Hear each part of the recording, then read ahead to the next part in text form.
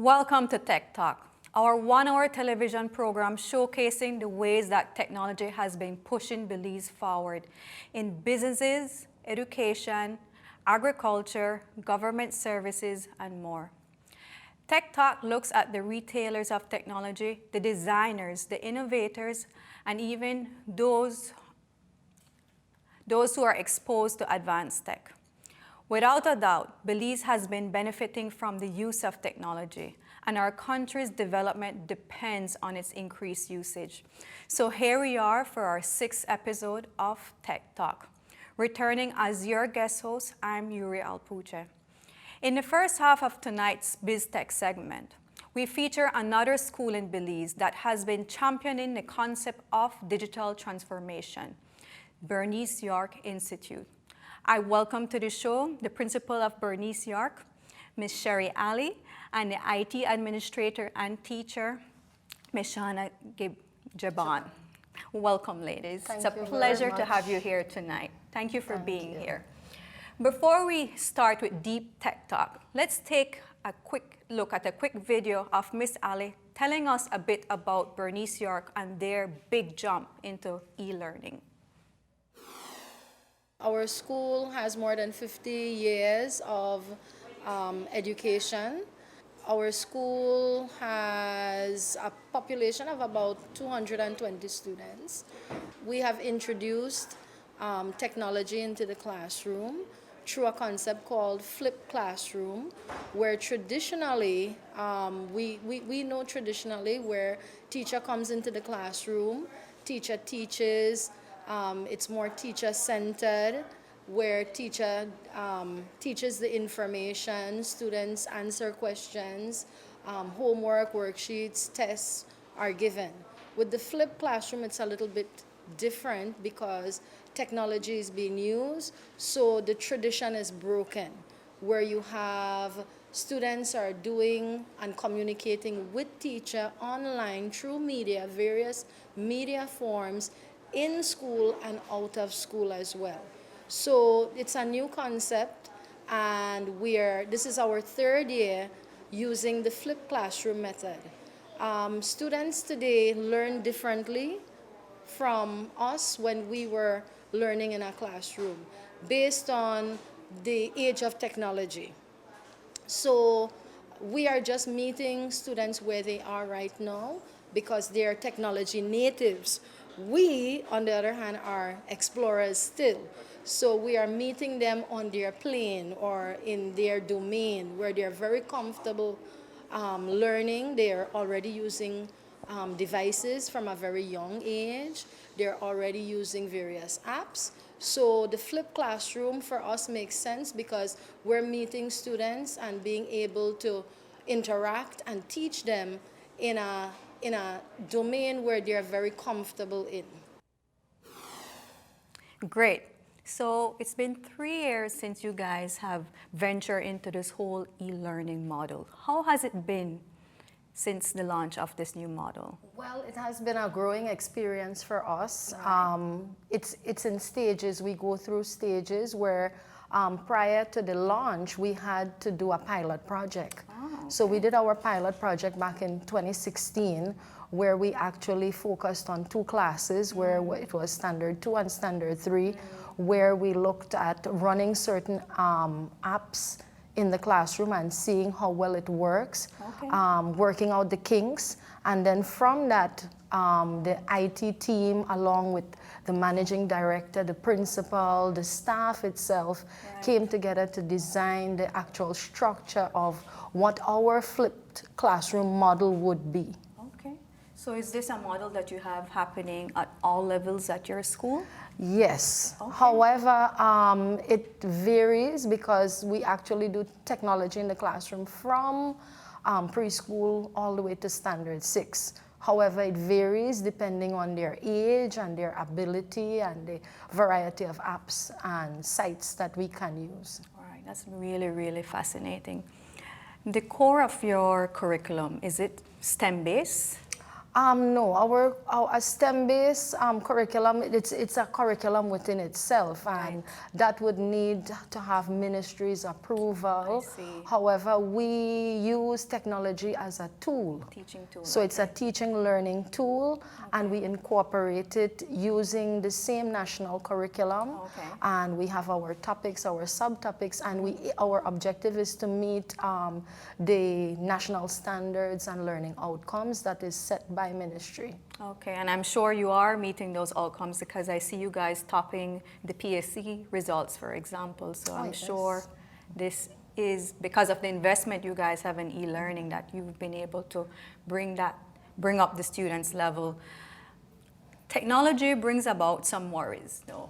I know a lot of parents, myself being a parent of children that love technology, we worry that because they're attached to their devices that they won't be interested in doing any kind of physical activity.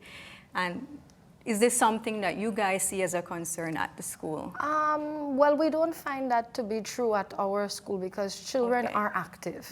They're very active. And they don't come solely to school to gain physical activity. However, we have the timetable that is structured. It incorporates PE, it incorporates expressive arts, and also every subject has activities. So it's not that they're just on their devices. That's just one part of it. That's just one of the learning tools that they're using. However, they are very active. They move around. So it's not really alarming to us. Remember, students, they are already using devices before they were coming to school. So we're just having them use these devices in a constructive way. That's interesting. I know most primary schools, if not all primary schools and high schools, are still very much teaching students a traditional way. What made Bernice York, and you are a primary school, invest in this e-learning system? Well, if we look at it across the board, we know that many schools, both primary and secondary and tertiary, they teach IT. However, we didn't want to teach IT. We wanted technology to be used as a tool. We didn't want them to go into a computer lab and just learn about the computer and be tested on computers or computer programs. We wanted them to use it as a tool. So that has been a vision of the school from the early 2000s. And a lot of investment in terms of man hours and research and implementation went into that too. How can we use technology, which is expanding every day, and we can bring it into the classroom where students can use it as a tool to enhance their learning. That's really impressive. Ms. Jaban, how does the institution go about deciding and planning on what infrastructure, what hardware, and what software is needed to bring about this e-learning platform? Do you guys design your own codes, own programs, sorry? Well, to answer the first question, how do we go about getting our resources? It all depends on our needs of the school. We look at our ultimate goal. We want to reach a student halfway with how to get across certain topics. We have a wide variety of apps, learning apps that we use. When it comes to our BYI app, that's the app that we develop ourselves. We've decided what all we wanted in it. As the e-learning experience grew, they had so many different sites and they had so many different apps, and it was like passwords after passwords. So what we did was to develop our own app, put in everything in there as one big main source. It's in the early stages though, because we've just started using it September that went. So this would be our second time going around. So we're working out the kinks and putting in all of that. But besides putting away the technology and all of that, what makes this possible is our awesome BYI team. The teachers have done workshops. We have put in time into researching, it's like, we need to do this, or we need to have this type of app, or why can't we find, and then we get to work, and then the magic just happens. So it takes time. Are the parents involved any at all in this In the development, no. The teachers, we look at the needs of what the students require, and then we go ahead. We do have our parents meeting that we would voice to them and show them how to use these apps and how to go about checking for homework and how to go about going onto the parent portal to check their child's grade and their report cards and all of that. That's impressive. So they see real data, real-time data when they log into this app. Correct. This is the grade link that I'm referring to. It gives you information on your child's grades. It gives you the view of the report card. Just last September that just left, the academic year, we had grade link online for the first time viewing a report card. So we didn't print report cards first and second term. Going paperless. Yes. Excellent. So then third term, we gave an official copy of that. So parents had the opportunity to monitor, okay, you gotta see in your math what's happening. And so they got to see that before that test paper came home. That's really powerful. I mean, giving parents that access every step along the way, there's no excuse for them not to do their part to ensure that their kids are on top of their studies. That's really interesting. Is security a concern with all this technology being introduced in the school? How do you safeguard students from abusing the technology, and how do you safeguard hackers from hacking into your system? Okay, while it's not an issue at this current moment, we do have different things in place. We have our own domain. So the kids' email and all BYI email is under security settings. Each section has a different requirement, or whitelisted apps and blacklisted apps. YouTube, for example, is on safety mode. So the tablets are in safety mode as well. So it's not really a concern, but we have different measures in place already. You have your measures planned. For example, if no content can be shared out of the BYI domain, nothing can come in, and anything shared locally is monitored because there's a trace and there's a record of who all did what. Oh, that's interesting. So there's an auditing trail of what goes in and what comes out. Excellent. Right. That's very impressive. And Ms. Ali, can you describe a typical school day for a standard 6 student using this technology? So what would a school day look like? The school day would begin with their pre-learning. So I don't think I mentioned it yet, where we have the flipped classroom, right? And the flipped classroom is where you have teacher and student communicating and collaborating, not only inside the classroom, but also outside the classroom, using a variety of technology, media, apps, and sites. So for a student, we have our homework app, or classroom app, where homework is posted. So teacher would post some pre-learning activity. For example, in the lesson that is taking place, teacher would have posted the pre-learning activity, which would have been a slideshow, where they would view the slideshow, and now they've already done pre-learning, so they're already pre-prepared for the lesson. So when they go into the classroom, it's where they can delve deeper. It's for deeper understanding, more discussion, and more time for activities. I like that strategy. For example, in this classroom that you're looking at, after they did their pre-learning and they went into the classroom, they actually did a quiz, a Kahoots, that actually reviewed some of the information that was in the pre-lesson. So teacher knows, okay, did you read? Did you actually read? Did you remember the content? And then now after this, and it's a very fun activity, the Kahoots. It's a quiz where they compete for time and points and getting everything correct. So it's very, very fun for them. And then after now, that would be the introduction. So that's the introduction of the lesson, and just one type of introduction. And then they would go into their various activities.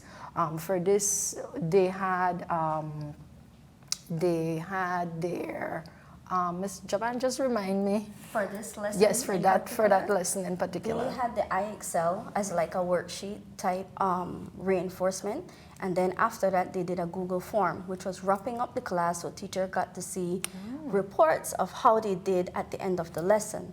Just to elaborate a little bit more, the pre-lesson, like what Miss Ali is saying, it could have, in this case, it was a Kahoot game.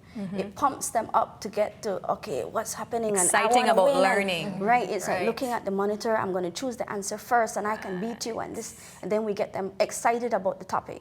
Eventually, then you wind them down, okay, this is what the lesson is focus, about. right. Focus. Now let me see you apply what I have just taught you, which was the iExcel.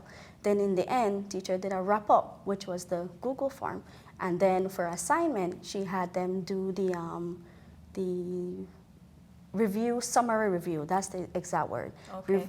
which has questions and they would have to answer that and they bring that the next day. Wow. In So this, again, that would be found on the classroom on app. the classroom app. In this particular lesson here, this was an introductory lesson. Come the next lesson now, a follow-up lesson would be making models of certain things and making activity, group work and So all of actual that. physical models Yes. or digital models? Physical models. Okay, so that's the hands-on. Yes, that's Right. the Hands-on component. Right. Right. So you're using technology to review, to learn, to reinforce, to build. Is there any other way you guys are using technology in the classroom? How is the interaction with the teacher to the student to the teacher, and even the parents? Well, it's a form of communication. Okay. Because now we have the classroom app. Homework is posted in real time. Parents can download, and as soon as a teacher posts the assignment, parents also has access to the assignment. Right. So the parent already knows, okay, my son, my daughter, they have 2 assignments for tomorrow. Oh, one is for tomorrow, one is for Thursday. So they already know. And also a reminder notes are also given, so parents are aware. If an assignment is given and a student has a question, this is where the flipping comes in. Okay. When a student views whatever assignment was set and they didn't quite clearly understand, or they have a question or they want clarification, they can communicate. They can post a comment right in the homework, in the classroom app, and that question can be answered by teacher. Wow. Real time. In real time, however, teacher has to be online as well. Right. Right. But teachers try their best to monitor. Of course, we have a cutoff time, but they monitor and they're able to answer questions and present clarification, especially with younger students. Older students, they can ask their own questions and make comments, and they even assist one another. I like that.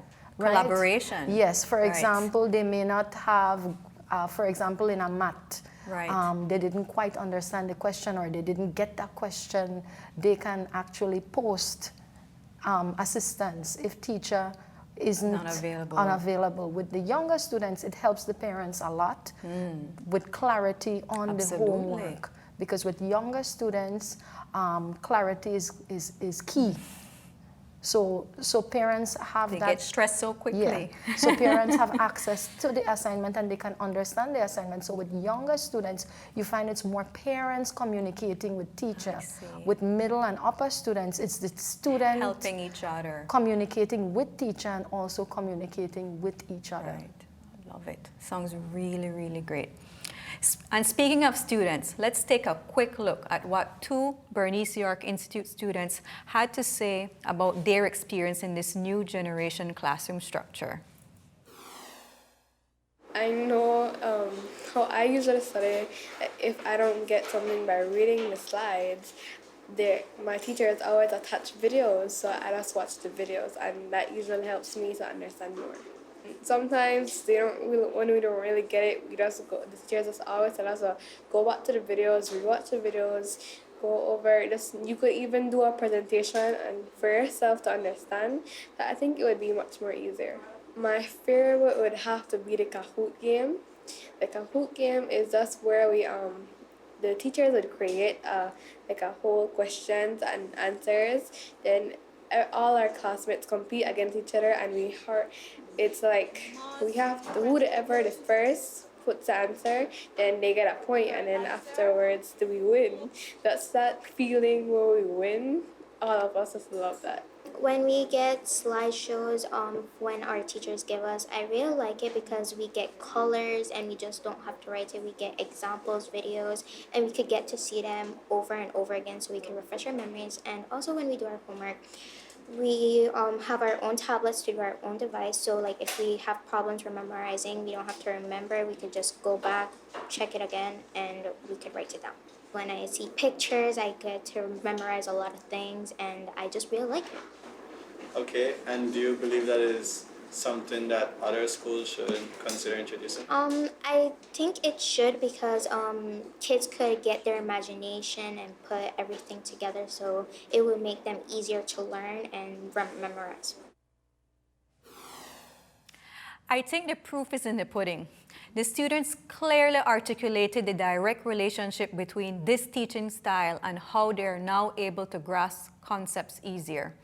Is this the general feedback from all your students?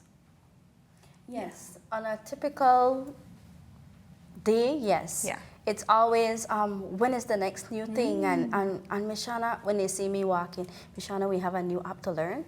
Or let's learn more about this one. Or show me how to do this one a little bit better. So it's always a wonderful, it's just brand new to them. So it's inspiring to them as well. That's really nice. How do you believe this new approach to teaching and learning will benefit the kids in the long run?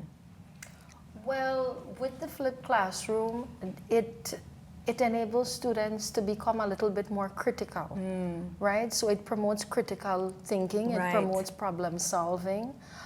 For them, research, because they learn how to research online. Right. They learn how to go about, they learn netiquette, and they also learn to be a good digital citizen. So many of the things that we try to promote also helps them to be a good digital citizen and how to go and navigate themselves online safely. Right. Instead of just hiding from technology, you're encouraging them to embrace it, but to do it safely, which is important. And I mean, the way business is evolving, we need to learn these skills, and we look to our future generation to be able to take on those jobs that probably don't exist as yet. And what you guys are doing at Bernice York is helping them to get that done. So, do you think this will contribute to those new jobs that don't exist as yet? Would it be able to expand their career opportunities in the future? Well, there are so many jobs in technology today. It's true. Unbelievable. And we want to have our students to think outside of the box and not just think about traditional jobs. Because today students are so much involved in technology. They are creating themselves. They can be the next web creators, the next data analysts, programmers. There are so many jobs that are Software there. engineer, we need some of those in Belize. Instead of just traditional software engineer. architects and jobs that we don't even know about exist, and they know about it because they're exploring and they're doing their own research, because many of the students, you know, they want to be YouTubers and yes, that's my kids. Inventors and all of that. That's really funny. Their role models are now YouTubers. It's not your traditional so lawyer, they're doctor, stepping teacher. away from that now. Yeah, so absolutely. we're just paving an avenue. We're giving an option. We're exploring. Absolutely. Well, thank you for that. Is there any final words you want to leave our viewers with? Well, for our future, as a school, we're growing, we're developing, and our future, we're planning to become, to create virtual classrooms. So that's where we see our future. Every year, we try to expand and do various things. So that's our next step. Creating virtual classrooms, not, for example, students who are ill. So they don't miss out. For example, someone gets a chicken pox and they have to be Right. out of school for more Right. than a week. So they have that communication. Right. Also, maybe a parent moves to another district and they want their child to continue coming to BYI. We have a virtual classroom. So that's our next step, and also our final and ultimate goal is to expand into a high school where we continue with our technology in the classroom, so that becomes part of our high school curriculum. But that's in the future. Impressive. Well, you guys are doing great things for our future generation. Keep it up, ladies. Very impressive. Thank you so much. Thank you too. And viewers, we now go for our first commercial break. Stay tuned.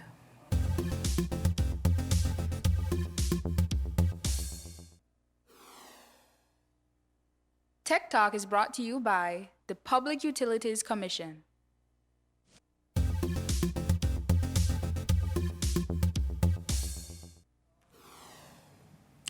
Welcome back to Tech Talk, a one-hour television program where we showcase Belize's cache of technology and discuss progress, challenges, and the unlimited opportunities for Belize, where technology is concerned. Before we welcome our second guest on our show for tonight, let's take a quick look at this week's edition of Street Tech. Which of the following devices can be used to determine your location? A. UPS, B. GPS, C. CPU, or D. MiFi? GPS. GPS. GPS. Then a GPS? Wouldn't that be the GPS? What technology is used to purify water? A. Water boiling, B. Reverse osmosis, C. Nuclear fission, or D. Controlled oxidation? Water boiling. Well, I'm not so sure about that one. Right now, I'll stick with boiling. Oh, you can give me a hint? Water boiling. Water boiling. Well, boil water and I want that out. Reverse osmosis. Which of the following is an example of a binary code? A. www.google.com, B. Control-Alt-Delete, C. 10110001, or D. Command prompt? C. 101108. 01001. 101. 101, the 11, whatever. The number one.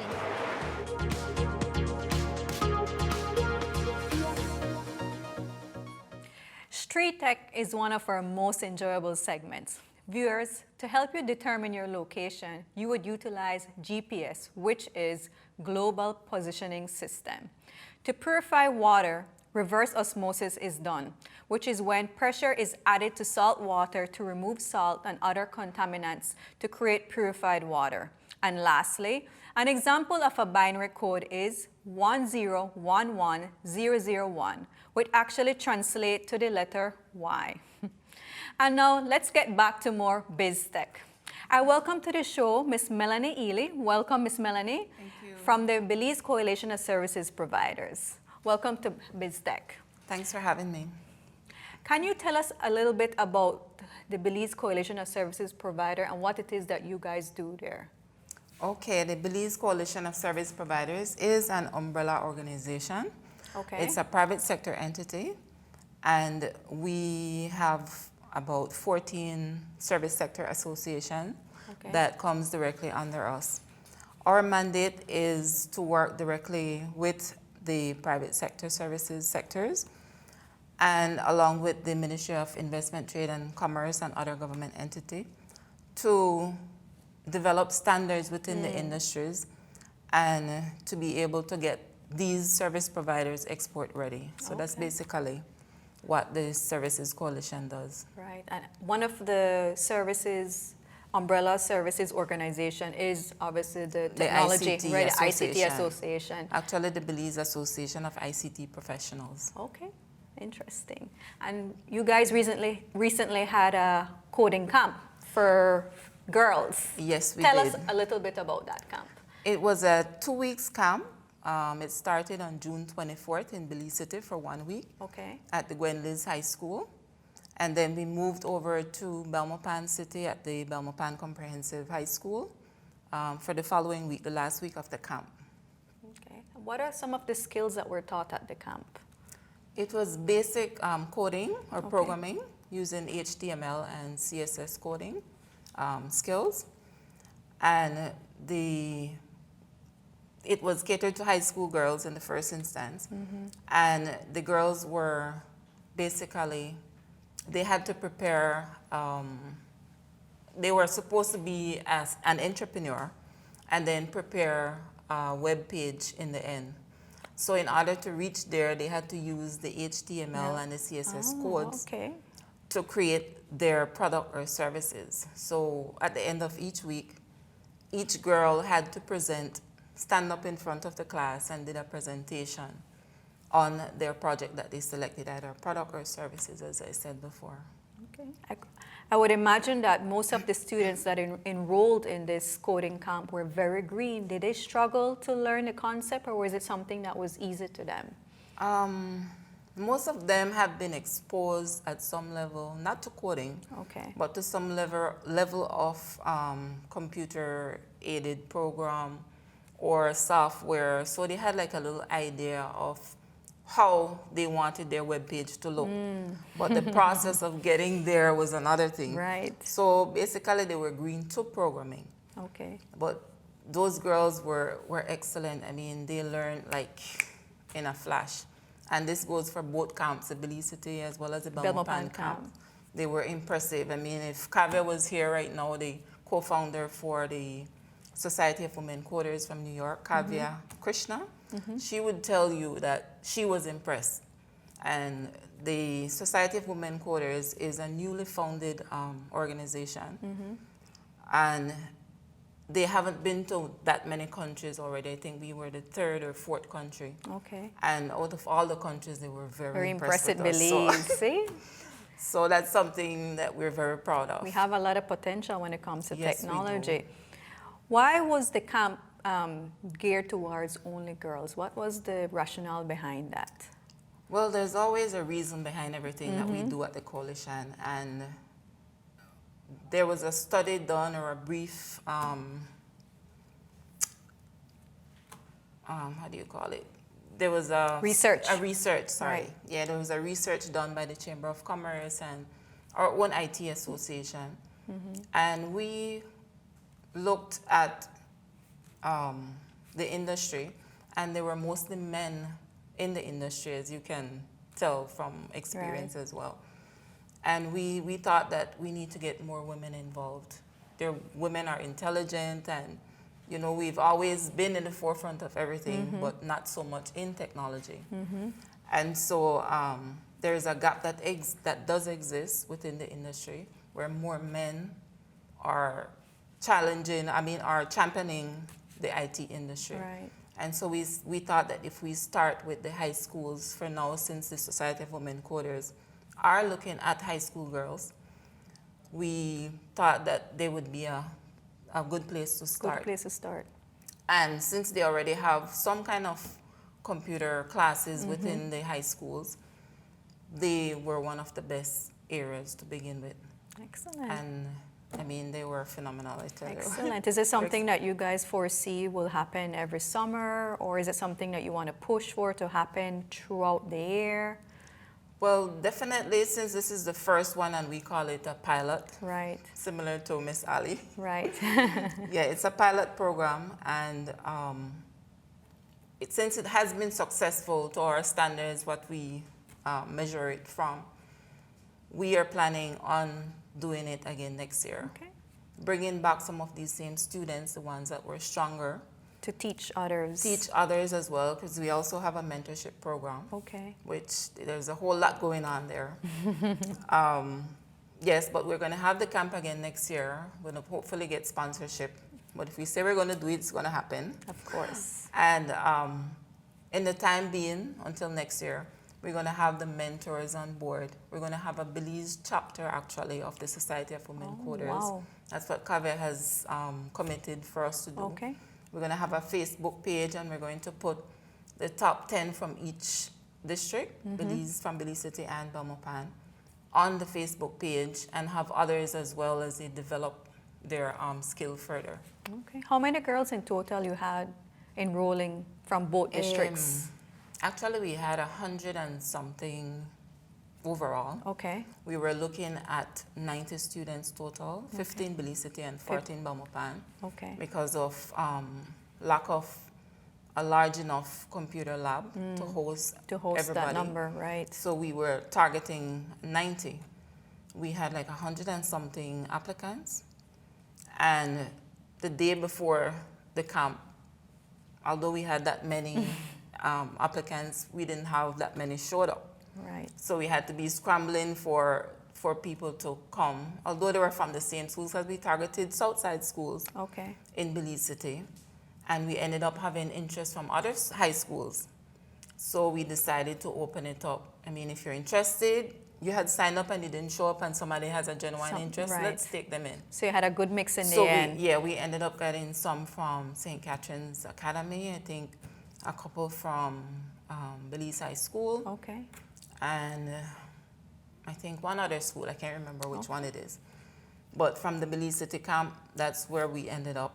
And the winner ended up being from St. Catherine's. Wow. But she had some great competition, I can tell you that. That's really, really good to hear. Her presentation was excellent. That's really good to hear. Yeah. Let's quickly look at an interview with one of the founders of the Society of Women Coders, Kaiva Krishna, who conducted the training.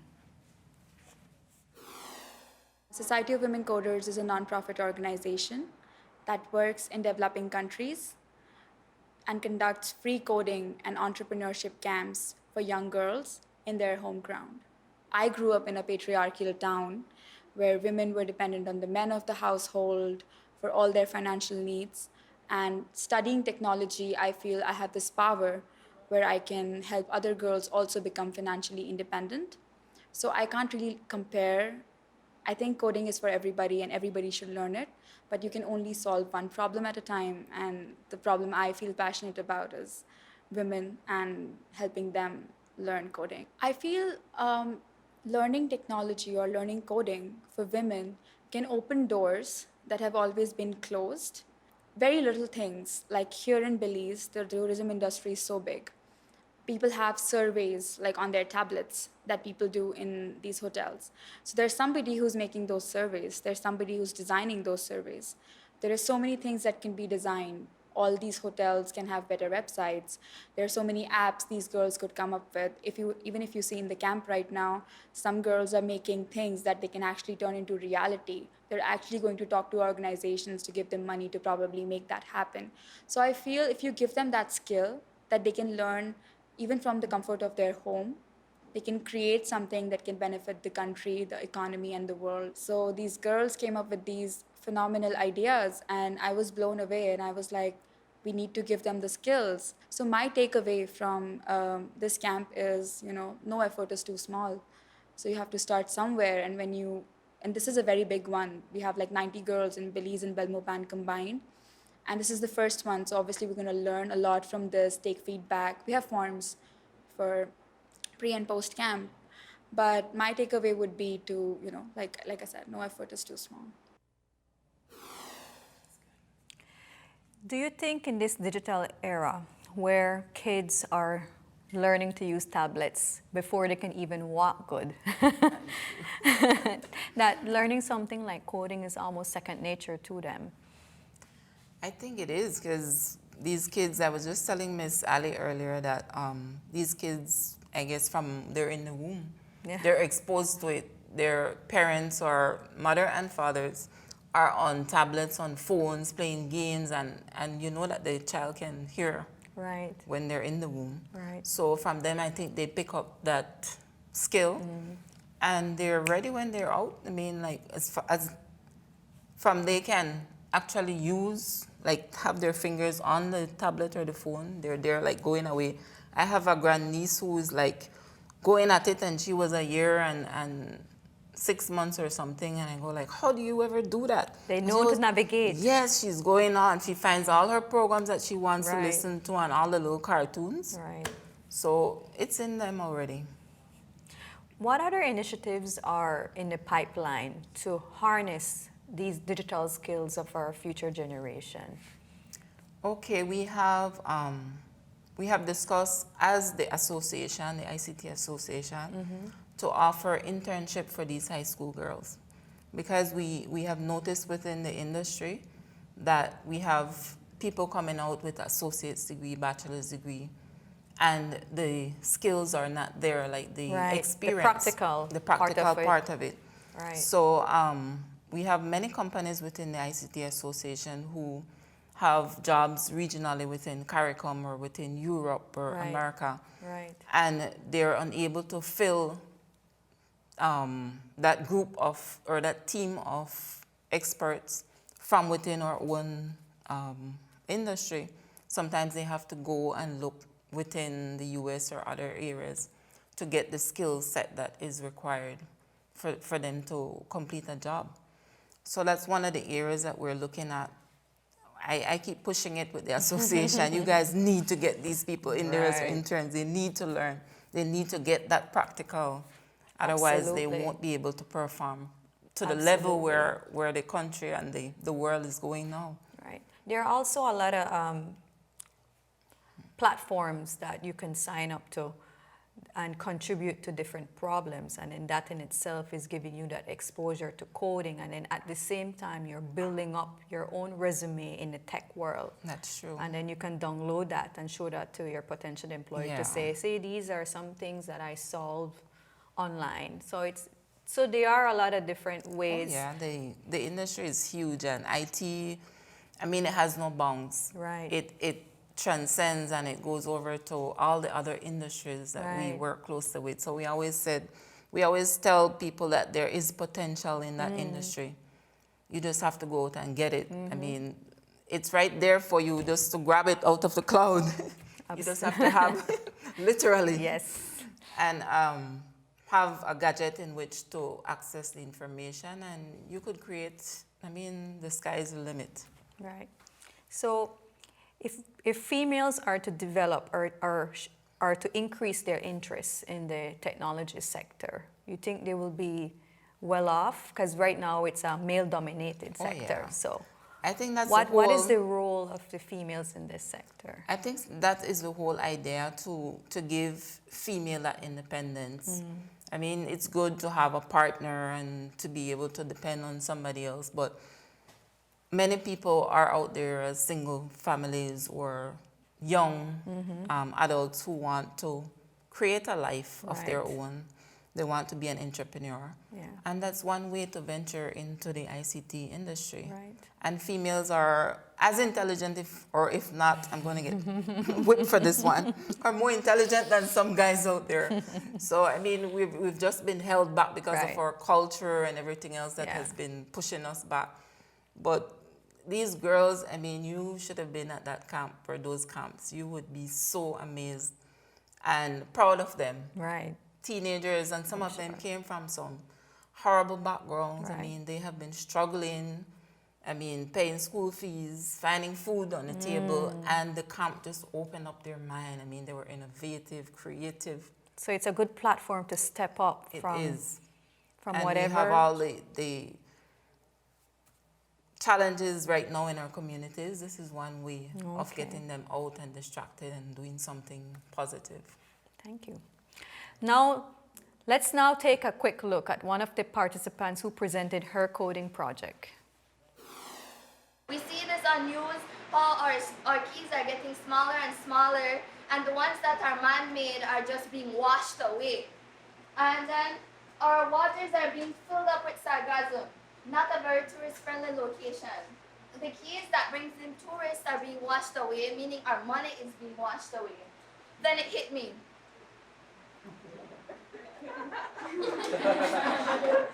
Why not create a club that gives people around the world the privilege to see and enjoy the views and reserve that we have to offer, but at the same time be able to help us build up beliefs. By doing this, we'll be able to resolve some of our problems physically and financially. The club, how to register. Just follow 4 easy steps.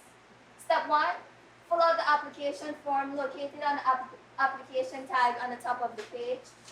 And then it gives you an option as how much you want to donate yearly. This plan is a yearly plan. You give a certain amount every year.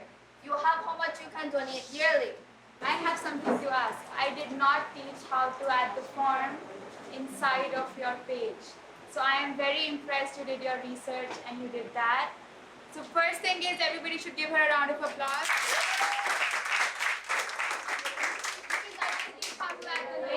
And I think there was a minute detail change and I think you made that, which is very specific, so I am impressed by that. From the second day of class, if you ask Miss, I was playing around with the tags and manipulating them, and first I manipulated a couple tags and I got a different bullet. Then I was like, well, if I could manipulate this for a bullet, I could manipulate the image and the link tag for the application form, and that's what I did to get it on there.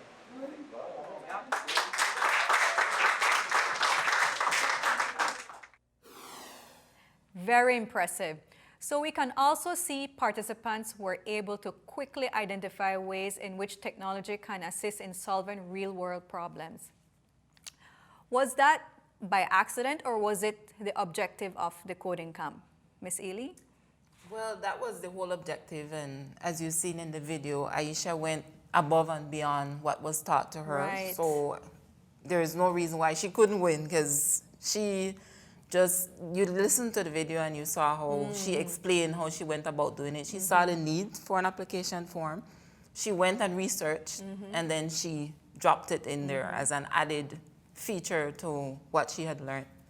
So, yeah, she definitely tie in coding as a tool, but at the end of the day, in order to be successful, you need to problem solve and you need to put in that work and research. So I think, yes, definitely, she deserved that when she met that need. Yes. She saw a need Absolutely. for the application form. Absolutely.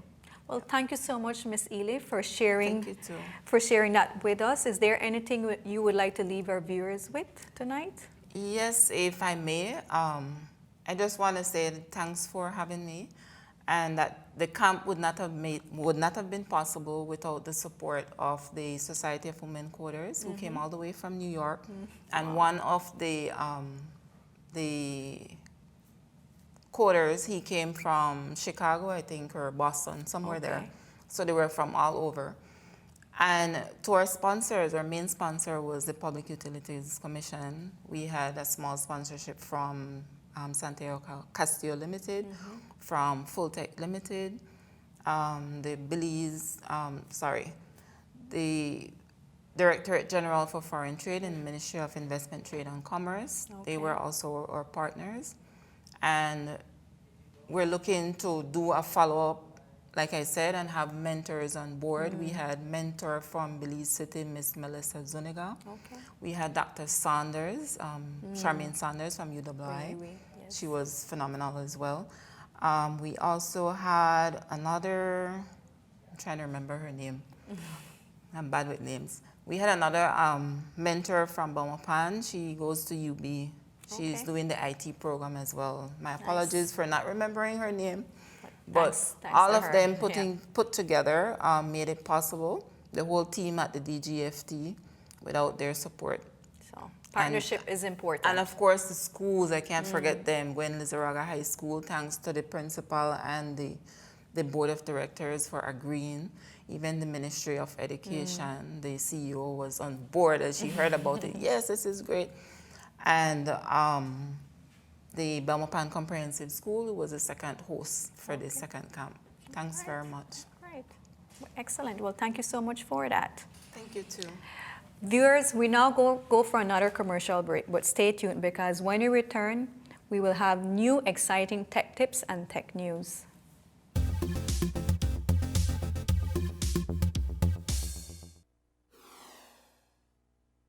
Tech Talk is brought to you by the Public Utilities Commission.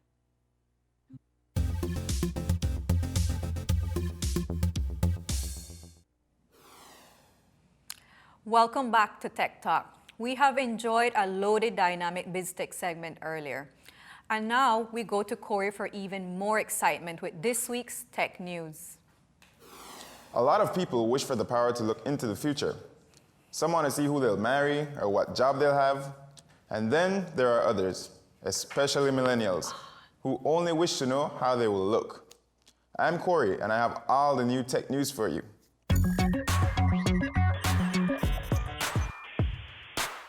Face app. It's the seemingly innocent app that has re-emerged, giving users the ability to peep into the future and see how they might look as an old man or woman. Celebrities, influencers, moms and dads, and even millions of young people have gone crazy over it.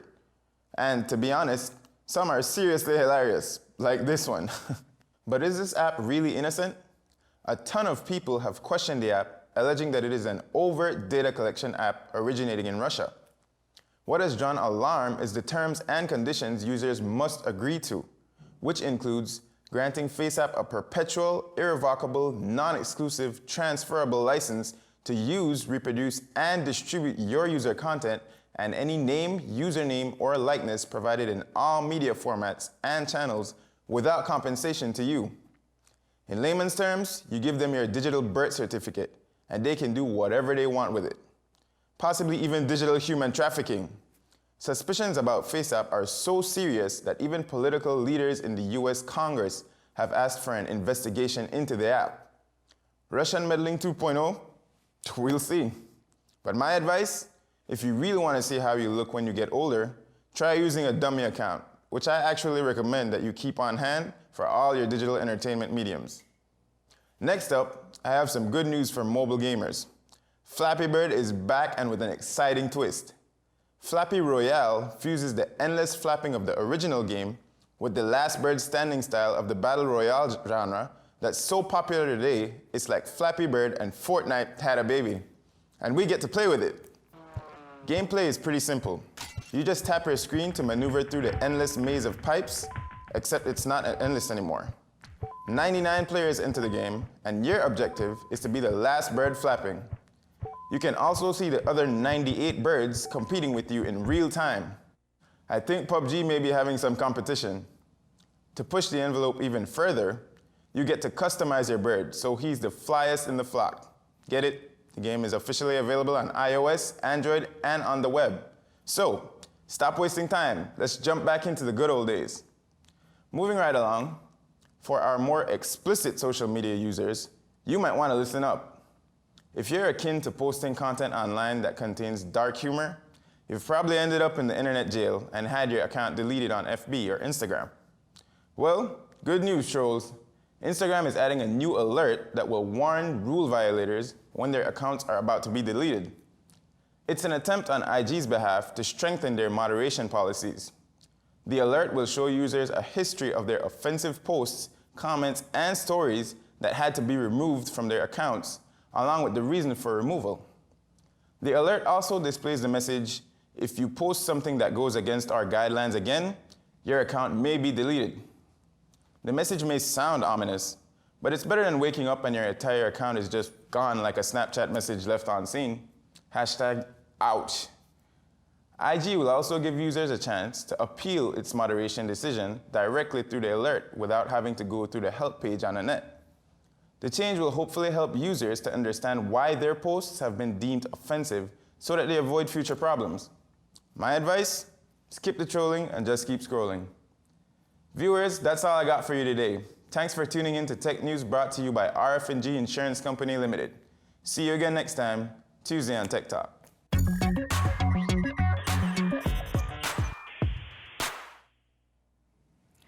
I could not get over the fact that my Facebook timeline was loaded with young people who looked poised to take over the senior citizens line at the bank.